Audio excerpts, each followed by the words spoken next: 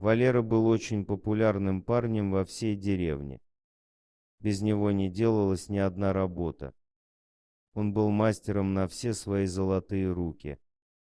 Уже с юных лет отец научил его работать на тракторе. За помощь деревенским жителям с огородами Валера заслужил приличную репутацию. Он не только отлично управлялся с трактором, но также хорошо разбирался в различных электронных штучках, механике, понимал, как использовать те или иные приборы. Буквально был богом всей техники.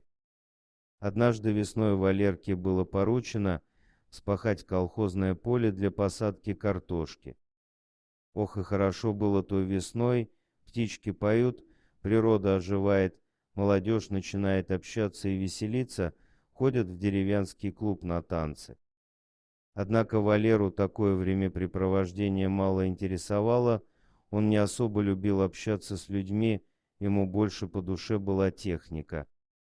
Вот он сел в свой трактор, включил музыку в наушниках, дабы не слышать рев мотора, и поехал перепахивать поле.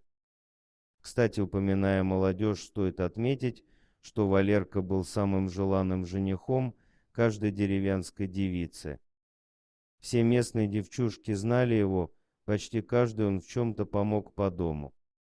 Они буквально души в нем не чаяли. Он привлекал девушек любого возраста, все на него вешались. Те, кому уже подступил возраст замуж выходить, все хотели себе Валерку урвать, пока другие не забрали. Все на него вешались, в постель хотели затащить, забеременеть от него, замуж выскочить и жить с ним долго и счастливо, как в сказках. Однако Валеру подобные вещи не особо интересовали.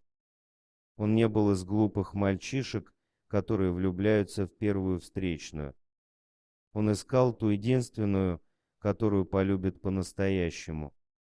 А деревенские претендентки его не особо заботили, он считал их легкомысленными и доступными. Ведь как только на горизонте замаячит другой мужик, они тут же побегут вешаться на него. Зачем же жениться на таких? Подобные мысли посещали Валерку во время работы на тракторе, как неожиданно из-за бугра навстречу трактору выскочил волк. Валера с испугу дал по тормозам. А волк совсем не испугался, напротив встал как вкопанный, будто что-то защищая. Валерка пытался отпугнуть его, сигналил, махал руками, даже тапочком в него зашвырнул бесполезно, как стоял, так и стоит. И тут у Валерки в голове пронеслась страшная мысль. А может быть, какой-то гад бесчеловечный хотел, чтобы я придавил животину и специально его тут привязал?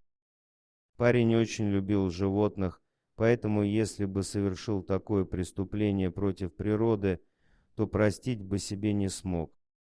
Ладно, нужно его как-то отогнать, чтобы ненароком не задавить бедного зверя, а если будет нападать, обратно в трактор заберусь. Подумал про себя Валера. Выскочил он из своего трактора, заранее прихватив с собой черенок от лопаты, и стал им размахивать перед мордой зверя, а ему все равно. Не уходит и не кидается. Странно, однако. Валера приблизился к зверю еще на несколько шагов и не заметил никакой веревки, значит, зверь не привязан. Но не отходит от места ни на шаг. Вдруг Валера заметил под брюхом волка нечто странное. Пригляделся и аж в холодный пот бросило. Из-под земли торчала человеческая рука. Валера не на шутку перепугался, даже перекрестился. Вот же зверюга подлая, охраняет свою добычу, ну черт тебя подери. Начал браниться парень. Понятное дело, что закопанный человек — это дело не волка, а какого-то другого человека, преступника. Вот ведь бедолага, это ж кто с тобой так поступил? И ведь не нашел бы тебя тут никто потом, если б я тебя переехал, говорил вслух огорченно мужчина. Еще председатель предъявил за сорванную смену, «Ну что такое?» — причитал он. «Теперь надо вызывать полицию». Но Валера не успел даже начать нажимать на кнопки телефона с цифрами, как торчащая рука зашевелилась. Подбежав, мужчина заметил женщину. Вызвав скорую, ее доставили в первое отделение. Жизни ей ничего не угрожало, всего лишь несколько царапин на теле. Вскоре женщина была так благодарна трактористу, что решила с ним увидеться. В конечном итоге у них образовалась семья и родился замечательный малыш. Дорогие друзья, если вам понравилось видео, поставьте лайк, а также подписывайтесь на канал, где найдете еще много интересного.